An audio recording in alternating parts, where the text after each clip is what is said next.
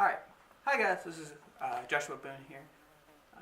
Today we're doing a video about Viking weaponry and Viking, how they could have been used. And later we'll be doing a video about how to throw Viking axes. So I want to start off by saying I want to thank Dr. Sargent and his wife for allowing me to use their property and use some of these weapons as some of the props for our video. Alright, let's get started. First, we'll start off by using the Carolingian sword. So this is the sword that Dr. Sargent has allowed me to use. So you'll notice that this is pretty long. It's about 3.5 foot, 4 foot long. These would have been used in the ages during the Viking era and under the Carolingian Empire, which is the empire started by Charlemagne and his sons. This is about around the 8th century, so about the mid 700s, all the way, and the sword would have been used all the way up into about the 10th or 11th century, sometimes even as far as the 12th century. You'll notice there is the pommel, and then you have the cross hilt, and you have obviously the hand. This is the handguard, the pommel. This would have been used to bash someone over the head. So if you were in combat, you struck someone in the head, it would have really disoriented them. This would have been used to protect the person's hand if someone else was using a sword and protecting it from reaching your hand and slicing on your fingers. You don't want that to happen. This is a scabbard. The scabbard would have been typically used, would have been typically wood or leather. You wouldn't have necessarily used metal because metals are really expensive, and if you have something a better replacement, it's just to use wood. So that's typically the case. This one has a metal end to it, and that may have been the case for other ones. I haven't looked specifically at the archaeological evidence for it. So you'll notice you also had this, and maybe we'll mistake it as a belt, but that's not necessarily the case. So this would have been draped over the shoulder, like so,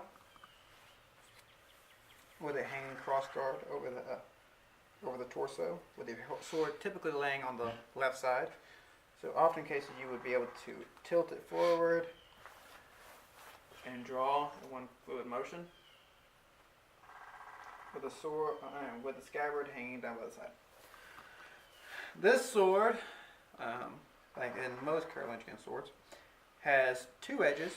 You have the forward edge and you have the false edge. The false edge is still a live edge.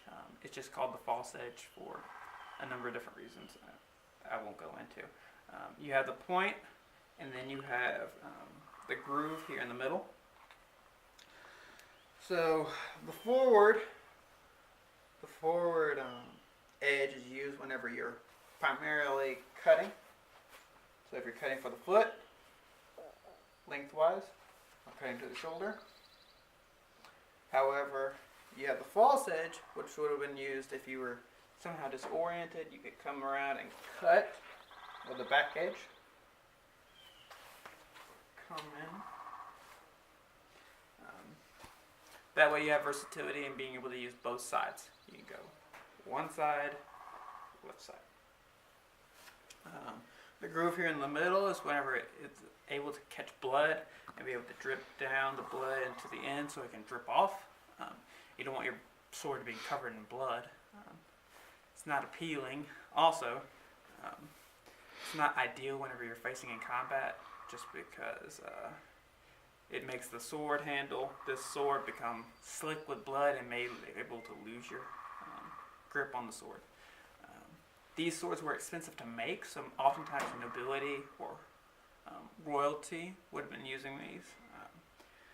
With this amount of metal into it, often cases the metalworking was not as good as it is today. So often cases, if you were in combat and you hit it the right way, especially towards here or towards the top, the sword could shatter. And so often cases it was a really expensive investment or an expensive gift, and you don't really want to ruin it. So most of the time, only royalty or nobility would use these. So we'll put this up.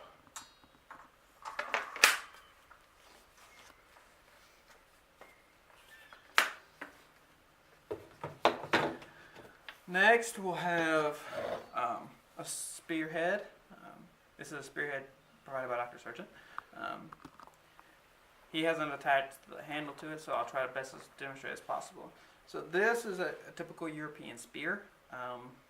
These would have been mostly used for puncturing towards the main center body mass, and that was pretty much always the case. You rarely saw someone try to cut with it, typically because these edges were not sharp at all. They were usually just to puncture. They would have typically sat. A typical spear would have sat about 6 foot tall, and would have been attached to a wooden handle all the way down. Really easy and cheap to make, and all Vikings carried one. You also see some cases where they had shorter spears called javelins. They're about 4 foot tall, and they were just kind of like a short thing that they would have used in one hand instead of using 2 hands. So next we'll have the bearded axe. You'll notice the significantly long handle.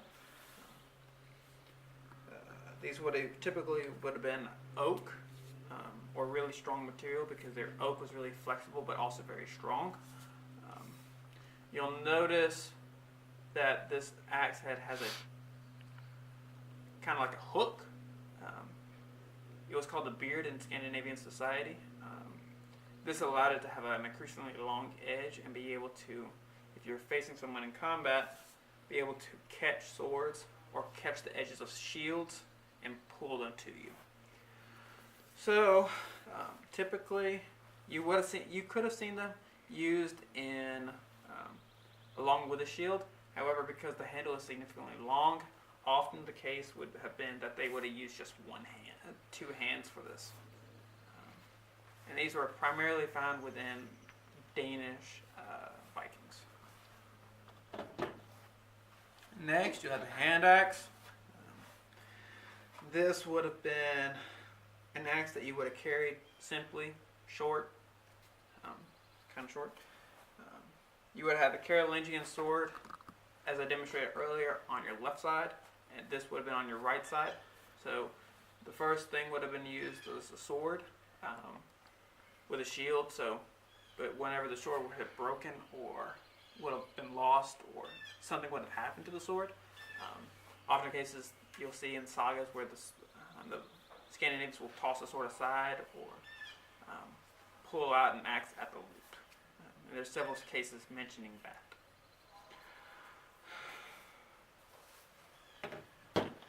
Next, you have throwing axes. Throwing axes are a little bit different than the hand axe. They're typically a little longer. You'll notice about 3 to 4 inches longer. Same style of head, typically. These would have had a long handle, and these would not have been used in combat typically. Often cases you'll see that in several sagas it mentions that these axes would have been used for throwing for entertainment. So Vikings have been known whenever at feast or excessively drunk or as a form of entertainment would have done throwing axes as a hobby. So we'll demonstrate that a little bit more later. But this size is optimal for throwing with the rotations, which we'll explain a little bit more later. Again, another one of these are both provided by Dr. Sargent. Here we have some shorter tomahawks used. These would not have been used in Viking society, but I like to put them here because we'll be using some of them in the video later. They're significantly shorter by 6-7 inches. These are both by SOG. Yeah. So, alright, now we'll go to the video of us throwing axes. Alright, so we're here at Dr. Surgeon's throwing axe location on his property. So, what we got to do is about to do some videos. The first sets are going to be lengthwise so you can see the rotation of the video. Before that, I'm going to explain how to throw an axe up close and personal, and I'll introduce you my co-star in a second. Alright, first, first thing you need to know about throwing axes. Usually you want to position your body lengthwise. So if you're looking at the target here, you need to first go this way, toss it to about a 2 to 3 o'clock motion, and then throw, releasing at about the 9 o'clock, 10 o'clock position, typically around the 9 o'clock position where it typically is. From there it just rotates. You'll have to take a step back or two once you figure out where it's going to sink, more likely for you. It just depends. Mine typically is a little bit shorter. On this set there's some markers indicating. I take mine about half a step forward. It just depends. Just work with it. It's not something that you can just do right off the bat. It's something you'll have to work about. But you can usually sink it after about 5 or 6 times. Alright, I'm going to introduce Aaron Stover. So he's the person who's going to be part of this. This is Aaron Stover. He's my friend from college. Say words, Aaron. I'm just thankful that Josh invited me along and that Dr. Sargent has allowed us to come out here and really participate in this. It's been a lot of fun, and I think that we're going to be able to give a good demonstration. Okay, cool. Alright, thanks Aaron. Let's go. Alright. The idea of rotation. That one almost sucked.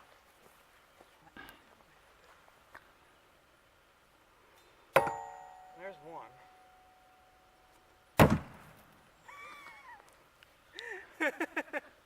Please tell me that was recording. Yep. Keep that. Now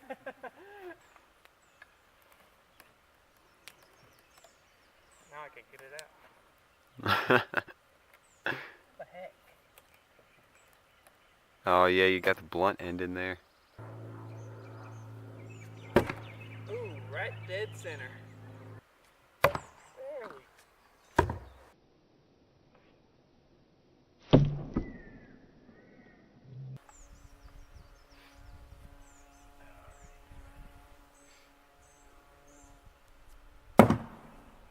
Nice.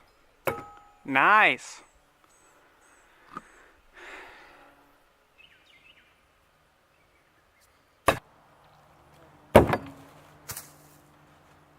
That, people, is not what you want.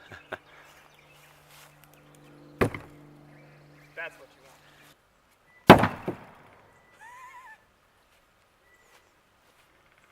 See if you can bring the camera around. This is hilarious.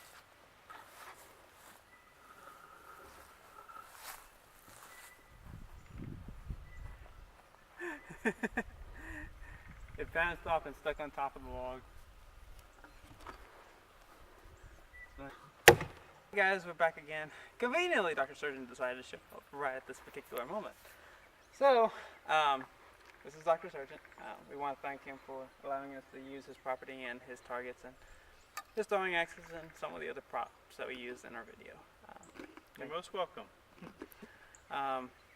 It's been a really enjoyable experience, and we hope to come back again. Thanks.